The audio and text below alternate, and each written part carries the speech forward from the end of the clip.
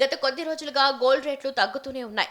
అంతర్జాతీయంగా బలహీన సంకేతాల నేపథ్యంలో బంగారం ధర పడిపోతుందని చెప్పొచ్చు. ముఖ్యంగా యుఎస్ ఫెడరల్ రిజర్వ్ వడ్డీ రేట్లను వరుసగా నాలుగోసారి యథాతథంగా ఉంచుతూ నిర్ణయం తీసుకోవడం కూడా ఒక కారణమని చెప్పొచ్చు. సాధారణంగా ఫెడ్ వడ్డీ రేట్లను పెంచిన సమయంలోనే యుఎస్ డాలర్ సహా బాండ్ ఈల్స్ విలువ పెరిగి అప్పుడు బంగారం ధర దిగొచ్చే ఛాన్స్ ఉంటుంది. అయితే ఈసారి వడ్డీ రేట్లను తగ్గిస్తుందని అంచనాలు వచ్చినా అలా జరగలేదు. వడ్డీ రేట్లను తగ్గిస్తే బంగారం ధర పెరిగి స్థిరంగా ఉంచింది కాబట్టి ఇంకా తగ్గుతూనే ఉన్నాయి. ఫిబ్రవరిలో ఎక్కువ రోజులు పసిడి రేట్ దిగొచ్చిందని చెప్పాలి. ఇప్పుడు ఇంటర్నేషనల్ మార్కెట్ సహా దేశీయంగా గోల్డ్, సిల్వర్ ధరలు ఎలా ఉన్నాయనేది చూద్దాం. ఇంటర్నేషనల్ మార్కెట్లో పసిడి, వెండి ధరలు స్వల్పంగా పెరిగాయి. కానీ దేశీయ మార్కెట్లలో మాత్రం బంగారం రేట్లు వారం రోజులుగా అస్సలు పెరగకపోవటం విశేషం. ఇదే సమయంలో 4 రోజులు తగ్గింది కూడా.